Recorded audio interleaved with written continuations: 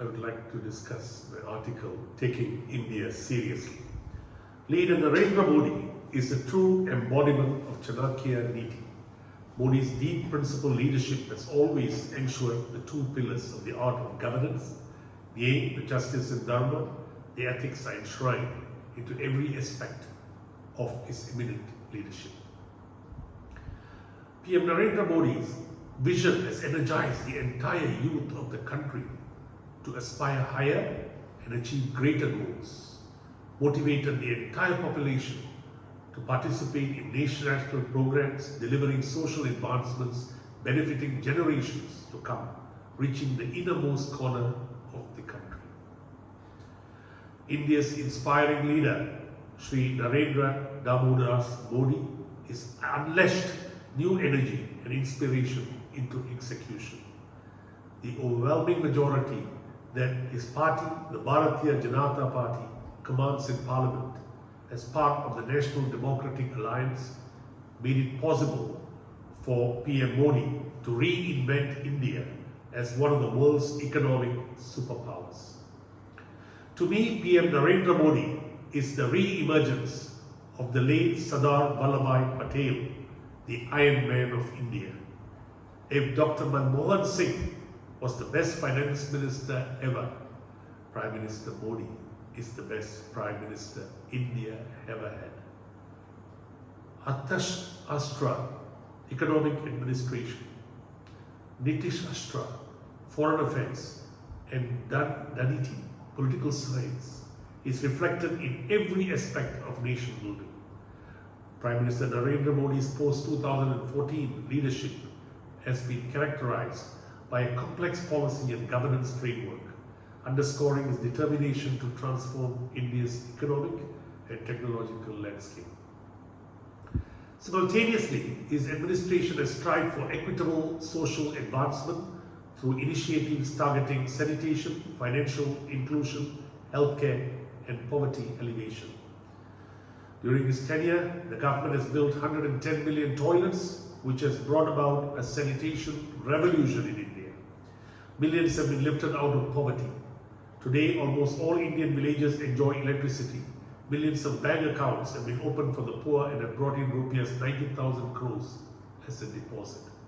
India has a functioning national identity card system. The government has provided rupees 7.3 lakh crores for 439 schemes directly through citizens' bank accounts. Small business loans have been given to more than 180 million beneficiaries. The National Public Health Insurance Scheme aims to provide free access to coverage to low-income earners. It covers almost the whole of the bottom half of the population. There are also insurance programs for farmers to provide relief for crop damage. Prime Minister Modi draws his power from spirituality. His charisma is evident on the world stage. I was initiated by Swami Gahananandji in 2005, the 14th president of Ramakrishna Mission, and who later introduced me to Swami Atmeswaranandaji, who was also the spiritual guru for Prime Minister Modi. Prime Minister Modi has worked hard to get the spotlight for India on a global stage and has succeeded immensely. His red carpet welcome in the United States and Europe is testament to the fact that India has arrived. Brand India has undergone a total transformation where every Indian is proud of, and the spirits reflected in the diaspora. Since 2014, Prime Minister Modi's leadership has been marked by a notable focus on intricate policy and governance structures. He has done enough in the short time frame. India needs him for the next 15 years, and if so, India would be an economic and political superpower. I have no doubts PM Modi will realize Swami Vivekananda's faith in India's potential. I was introduced to the ideology of BJP by Dr. Ellen Singhvi, former Rajya Sabha member, and Mr. Arun Jaitley, the late finance minister, who later introduced me to Mr. Vajpayee, who was then the party president. One common thread among these BJP leaders was that of focus on the nation's development.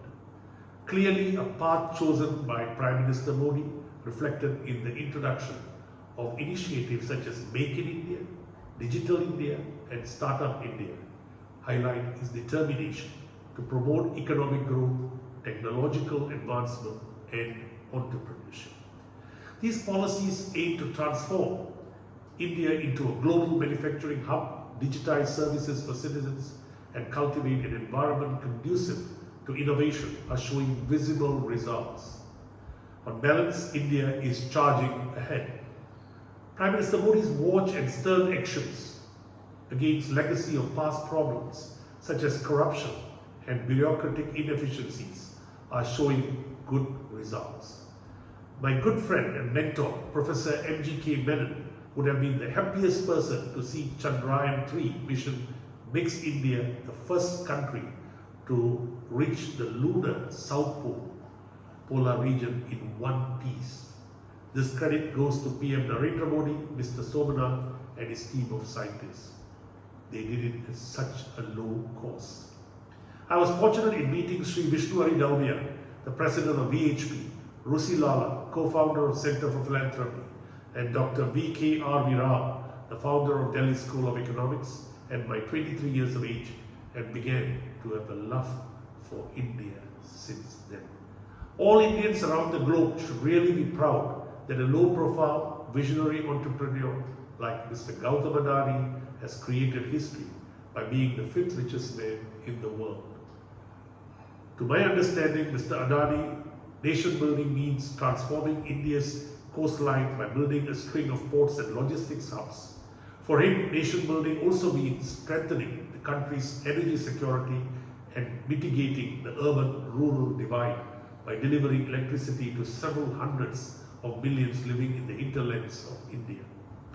Nation building for Mr. Adani also involves boosting food security by building a modern agriculture supply chain and empowering the farmers. Each of his industrial endeavors has created tens of thousands of jobs.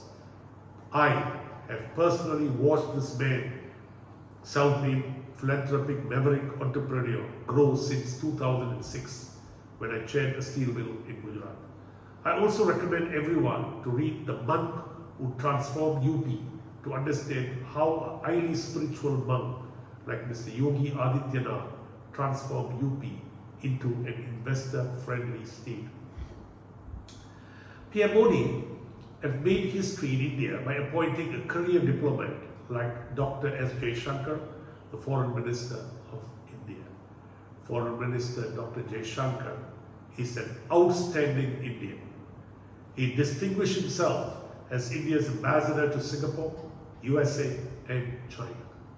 I recommend everyone to read The India Way by this visionary. He is undoubtedly the best foreign minister. I applaud the PM also for creating a portfolio like Minister of Cooperation and appointing Sri Amit Shah Ji, a great strategist, as its minister. Sri Amit Shah Ji is the Chanakya of Indian politics with an absolute passion for India. Mr. Ishak Shamil, the former Israeli PM, told me that every developed country needs a good national security advisor. PM Narendra Modi has appointed an extremely shrewd and patriotic intelligence chief like Mr. Ajit Doval as NSC advisor. The appointment of a top civil servant like Ashmukh Aditya as chairman of the Bank of Baroda is another good example of BJP government's emphasis on talents. He reminds me of the late Mr. Talwar, the late chairman of State Bank of India, whom I met during his last days at Aravinda Ashram in Pondicherry. I clearly remember my friend, Professor Sir Hans Singer, a world-renowned development economist, telling me that India has been a sleeping giant without a tough leader. And it was unfortunate that great economists like his classmate, Dr. V.K.R.V. Rao and others were not given important economic portfolios to help grow the economy. Having known Dr. K.T. Lee, Dr. Lee Ko-ting, the Taiwanese godfather of technology, for 15 years or more, I believe PM Modi ji needs a K.T. Lee and a long-term vision to script a manufacturing history for India. Since 2014, women have been rewarded with preeminent positions who are most deserving. we may write in view of their academic and professional excellence. Even in sports, Indian teams and athletes have won several accolades. In the field of science, banking and space, advancement of women in all important positions can be witnessed. The appointments of Mrs. Nirmala Sitharaman as first female finance minister, Dr. Tamilarasi Soundararajan as governor of Pondicherry, Ms. Jayavarma Sinha as chairperson of Railway Board, Ms. Madhabi Bush as chairperson of SEBI, and Professor Sri Pandi as Vice Chancellor of Jawaharlal Nehru University is a clear signal of BJP government's and PM Modi's emphasis on equality of women in society. India is now ripe for business. Prime Minister Modi's introduction of the GST goods and service tax has brought uniformity in indirect taxes. Under his regime, India's GDP is $3.75 trillion, representing a doubling in 9 years. Foreign exchange reserves stand at a whopping $593 billion.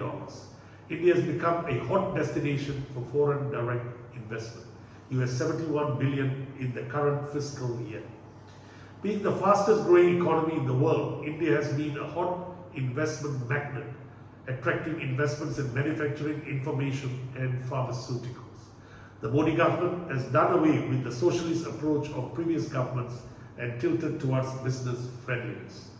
The government has no business to be in business, was his promise before the elections, and he has lived up to it.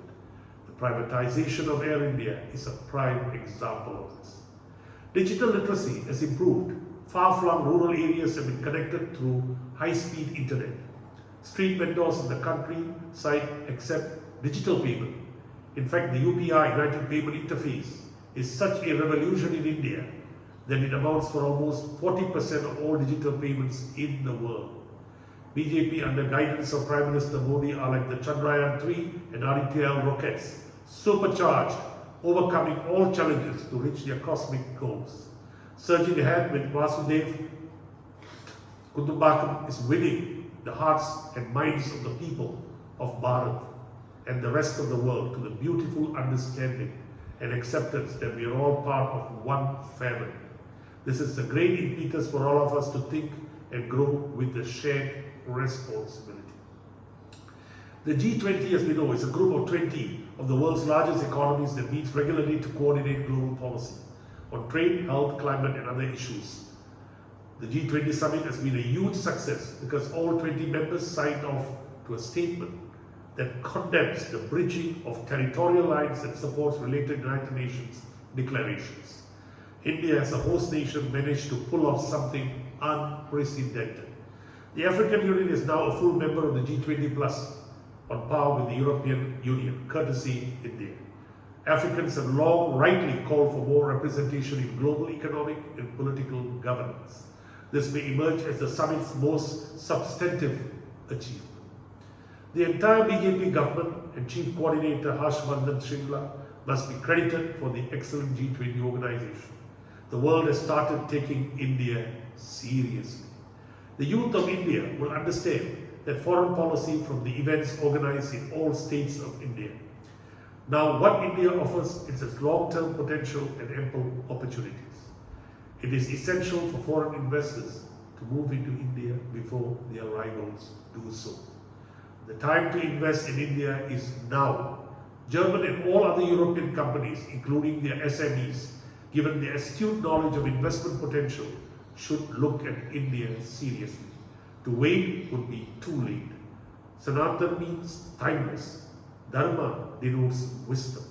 This is a principle-based holistic living.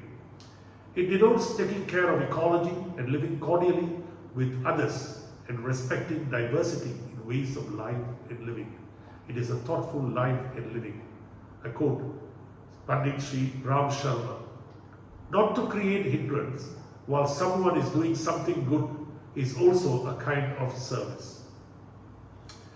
I remember Dr. Alvin Winsenius, Chief Economic Advisor to Singapore from 1961 to 1984, who was my character referee, telling me that developing countries need pragmatic leaders. In my opinion, PM Modi is the most pragmatic and charismatic leader interested in making India an economic powerhouse and being a helpful friend to all countries in the world. India's robust economic reforms, a vast consumer base, young and vibrant workforce, rapidly growing digital and transportation infrastructure, strong protection of IP rights, transparent judiciary, and a thriving startup ecosystem make it a highly attractive and business-friendly destination for investors seeking growth and opportunities. Prime Minister Modi reminds me of the commentary by Swami Vivekananda on Patanjali, Yoga Sutra, page 111. All by the power of Pratibha, all knowledge. All these can come without any samyama to the man who has the power of Pratibha, enlightenment from purity. This is when a man has risen to a high state of Pratibha, when he has that great light. All things are apparent to him. Everything comes to him naturally without making samyama on anything. This is Prime Minister Narendra Modi. Thank you. As a former managing director of a German steel corporation and currently founder and managing director of Starkenberg Private Limited, I encourage all European SMEs and companies to take India seriously. Thank you.